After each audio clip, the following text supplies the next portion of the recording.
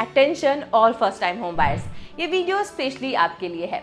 कई सारे ऐसे फर्स्ट टाइम होम बायर्स होते हैं जो ना जाने कितनी गलतियां कर देते हैं जब वो फर्स्ट टाइम किसी प्रॉपर्टी में इन्वेस्ट कर रहे होते हैं, क्योंकि कहीं ना कहीं उन्हें सही गाइडेंस नहीं मिल पाती, जिसकी वजह से वो ना जाने कितने ही सारे एक्स्ट्रा अमाउंट पे कर देते हैं या फिर कुछ इंपॉर्टेंट फैक्टर्स पे वो ध्यान नहीं देते, जिसके कारण आगे चल के उनको बहुत सारी प्रॉब्लम्स को फेस करना पड़ता है। सो आज की इस वीडियो में हम डिस्कस करेंगे ऐसे 5 मिस्टेक्स जो होम बायर्स अक्सर कर जाते हैं। तो चलिए वीडियो को स्टार्ट करते हैं।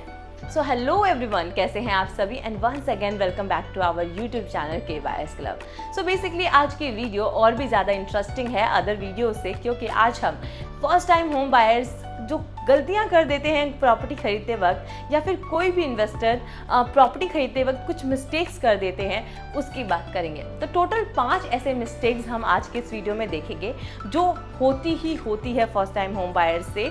वो करना नहीं चाहते हैं लेकिन उनको सही गाइडेंस नहीं मिल पाता, जिस वजह से वो ये गलतियां कर देते हैं। तो चलिए ऐसे 5 सबसे इम्पॉर्टेंट फैक्टर्स पे, मिस्टेक्स पे बात करते हैं जो शायद आपको आगे चल के बहुत ज़्यादा हेल्प करे।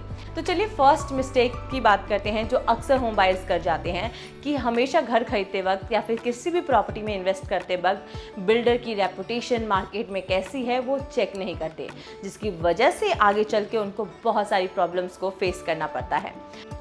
सबसे पहले आप बिल्डर के पास्ट प्रोजेक्ट्स को देखिए कि उसने सारे पास्ट प्रोजेक्ट टाइमली डिलीवर किए हैं या नहीं किए हैं, कोई प्रोजेक्ट उसका स्टक तो नहीं पड़ा, या किसी प्रोजेक्ट पे उसका लीगल केस तो नहीं चल रहा है।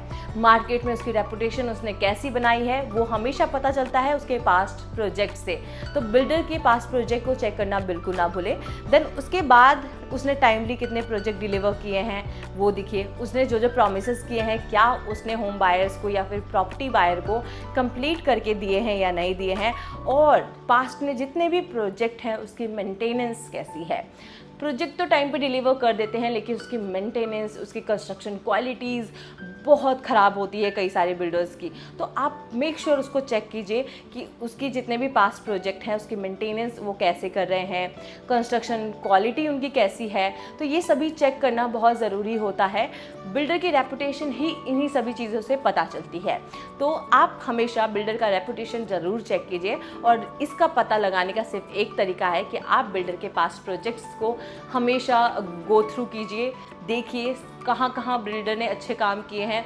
अगर बिल्डर का ये सारा पास्ट अच्छा है, उसने टाइम पे सारे प्रोजेक्ट डिलीवर किए हैं, सारे प्रॉमिसेस को पूरे किए हैं, मेंटेनेंस बहुत अच्छी है उनकी बिल्डिंग्स की, कोई भी लीगल केस नहीं चल रहा है डेवलपर पे, तो आप उनकी प्रॉपर्टी आंख बंद करके खरीद सकते हैं, क्योंकि मार्केट में रेपुटेशन बनाना बहुत इंपॉर्टेंट होता है। सेकेंड मिस्टेक कि हमेशा बायर्स करते हैं वो कभी भी प्रॉपर्टी के लीगल डॉक्यूमेंट्स को सही से चेक नहीं करते। सही से चेक ना करने की वजह से बहुत सारी प्रॉब्लम्स उन्हें फेस करनी पड़ती है। आप कभी भी किसी भी बिल्डर की प्रॉपर्टी को बाय कर रहे हैं तो मेक श्योर आप सारे डॉक्यूमेंट्स को चेक कीजिए। सेकेंड मिस्टेक हमेशा होम बायर्स कर जाते हैं, और ये रेगुलर बेसिस पे हमने बहुत सारे क्लाइंट से भी सुना है, वो हमेशा किसी भी प्रॉपर्टी में इन्वेस्ट करते वक्त लीगल डॉक्यूमेंट्स को सही से चेक नहीं करते हैं, जिसकी वजह से आगे चल के उनको बहुत सारी प्रॉब्लम्स को फेस करना पड़ता है। अगर आप एक अंडर कंस्ट्रक्शन प्रॉपर्टी बाय कर रहे हैं तो उसके अलग अलग डॉक्यूमेंट्स होते हैं। अगर आप ready to move in property buy कर रहे हैं तो उसके कुछ अलग डॉक्यूमेंट्स होते हैं। अगर मैं बात करूं अंडर कंस्ट्रक्शन प्रॉपर्टी की तो मेक श्योर रेरा से भी पहले, क्योंकि कई सारे लोग सोचते हैं रेरा आने के बाद ही प्रोजेक्ट बढ़ सकता है आगे, लेकिन ऐसा नहीं है। रेरा से भी पहले एक लाइसेंस आता है, बिल्डर के पास वो लाइसेंस रिसीव होता है, देन उसके बाद ही वो रेरा के लिए अप्लाई करता है। और बिल्डर ने लाइसेंस अप्लाई किया है नहीं किया है वो आप वेबसाइट पे चेक कर सकते हैं। जैसे कि हरियाणा की वेबसाइट है tepharyana.gov.in। इस वेबसाइट पे कोई भी बिल्डर है सबसे पहले उस वेबसाइट पे जाके लाइसेंस लेगा, और वो सारे बिल्डर्स के लाइसेंस, अगर आप मान लीजिए किसी भी XYZ बिल्डर का आप प्रॉपर्टी बाय कर रहे हैं तो XYZ बिल्डर, फॉर एग्जांपल अगर आप मान लीजिए किसी एक्स बिल्डर का आप प्रॉपर्टी बाय कर रहे हैं तो आपको उस एक्स बिल्डर की लाइसेंस आपको उस वेबसाइट पे देखने को मिल जाएगी। देन आगे बढ़ते हैं, बात करते हैं उसके बाद रिसीव होता है रेरा, यानी बिल्डर अप्लाई करता है रेरा। और रेरा एक ऐसा डॉक्यूमेंट है जिसके अंदर सारी की सारी चीज़ें मेंशन होती है कि कितने एकड़ का प्रोजेक्ट है, लेआउट क्या है, नक्शा क्या है, और देन उसके बाद डिलीवर कितने टाइम पे बिल्डर को करना है, देन उसके अलावा भी बहुत सारी चीज़ें मेंशन सिर्फ और सिर्फ रेरा डॉक्यूमेंट में होती है। तो मेक श्योर रेरा अच्छे से चेक कीजिए आप कि रेरा बिल्डर का आ चुका है या नहीं आया है, यानी उस प्रोजेक्ट का रेरा रिसीव हो चुका है या नहीं हुआ है। सारी चीज़ें रेरा के अंदर क्या क्या चीज़ें मेंशन है वो सारी चीज़ें पढ़े, देन उसके अकॉर्डिंग आप प्रोजेक्ट में इन्वेस्ट करें।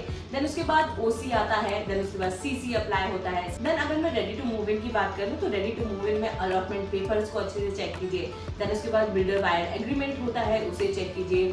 देन उसके बाद पेमेंट रिसिप्ट को चेक कीजिए। तो ये थी सेकंड मिस्टेक। आप मूव ऑन करते हैं थर्ड मिस्टेक की तरफ। जो थर्ड है हिडन चार्जेस। जी हाँ, हिडन चार्जेस आपने बहुत सारे होर्डिंग्स बैनर्स में देखा होगा कि मात्र 50 लाख में अपने सपनों का घर खरीदिए, लेकिन ऐसा नहीं होता है। क्या आपको पता है कभी भी आप कोई प्रॉपर्टी खरीदने जाओ ना, उसके पीछे 10-12 हिडन चार्जेस इंक्लूड होते हैं। बहुत तरीके के हिडन चार्जेस होते हैं। फॉर एग्जांपल आपका मेंटेनेंस चार्जेस आ जाता है, पीएलसी चार्जेस आ जाते हैं, पार्किंग चार्जेस आ जाते हैं। इवन आपको पता होगा स्टिल पार्किंग के कोई पैसे नहीं देने होते, फिर भी बिल्डर ज़बरदस्ती पार्किंग चार्जेस लेते हैं। बहुत सारे चार्जेस इंक्लूड करके आपकी प्रॉपर्टी अगर 50 लाख की है तो वो 70 लाख तक ही पहुंच जाती है। तो मेक श्योर आप हिडन चार्जेस प्रॉपर्टी खरीदते वक्त सारी चीज़ें पूछ लें। अगर मैं बात करूँ फोर्थ मिस्टेक की, जो कि है लोकेशन। जी हाँ, लोकेशन एक ऐसी चीज़ है, अगर मैं बात करूँ सारी मिस्टेक्स को दूर रखो, लोकेशन को एक तरफ रखो। लोकेशन एक ऐसी चीज़ है जो आपकी प्रॉपर्टी को, अगर वो 50 लाख की है तो 1 करोड़ की बनाने में सबसे ज़्यादा इंपॉर्टेंट रोल प्ले करता है। हमेशा कोशिश कीजिए ऐसी जगह इन्वेस्ट करने की जहाँ पे बहुत सारे इंफ्रास्ट्रक्चर डेवलपमेंट्स हो रहे हैं, गवर्नमेंट की डेवलपमेंट्स हो रही हैं, जहाँ का फ्यूचर बहुत ब्राइट है, वहाँ इन्वेस्ट कीजिए। जैसे कि मान लीजिए अभी द्वारका एक्सप्रेस वे, वो एक ऐसा लोकेशन है जो कि बहुत हॉटस्पॉट एरिया माना जाता है पूरे दिल्ली एनसीआर के अंदर। जिन्होंने आज से 4 साल 5 साल पहले इन्वेस्ट किया था, आज उनका पैसा 3 से 4 गुना 5 गुना हो चुका है। क्यों? क्योंकि जैसे ही द्वारका एक्सप्रेसवे ऑपरेशनल हुआ, गुड़गांव वाला पार्ट, वैसे ही उनके प्रॉपर्टीज के रेट आसमान छूने लगे। तो हमेशा मेक श्योर लोकेशन चेक कीजिए, ऐसी जगह इन्वेस्ट कीजिए जहां आपको सारी बेसिक नीड्स मिल सके, जैसे कि स्कूल, मार्केट, हॉस्पिटल, मंदिर, आपकी बेसिक एमिनिटीज, कनेक्टिविटीज अच्छी हो, ऐसी जगह इन्वेस्ट करें। क्योंकि आपके इन्वेस्टमेंट, क्योंकि लोकेशन एक ऐसा इंपॉर्टेंट फैक्टर है जो आपका डिसाइड करता है फ्यूचर में आपके प्रॉपर्टी का अप्रिशिएशन कैसा होगा। तो मेक श्योर जरूर चेक कीजिए आपकी बेसिक एमिनिटीज आपको 200-300 मीटर के डिस्टेंस पे मिल रही है, नहीं मिल रही है। टाइम होम बायर जब भी किसी प्रॉपर्टी में इन्वेस्ट करता है तो वो ना जाने कितनी सारी मिस्टेक्स कर देता है। अगर आपको कुछ समझ में नहीं आया हो या फिर आप अदर इंक्वायरी करना चाहते हैं तो आप मुझसे कांटेक्ट कर सकते हैं। सो गाइज, अगर आपको ये वीडियो अच्छी लगी हो तो मेक श्योर आप सब्सक्राइब हमारे चैनल को ज़रूर कीजिएगा।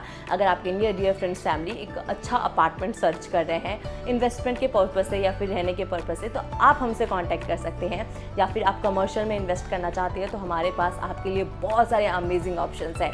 तो हमें कॉल कीजिए स्क्रीन पे दिए गए नंबर पे। तब तक मैं मिलती हूँ आपसे नेक्स्ट वीडियो में। तब तक के लिए नमस्कार, स्टे सेफ।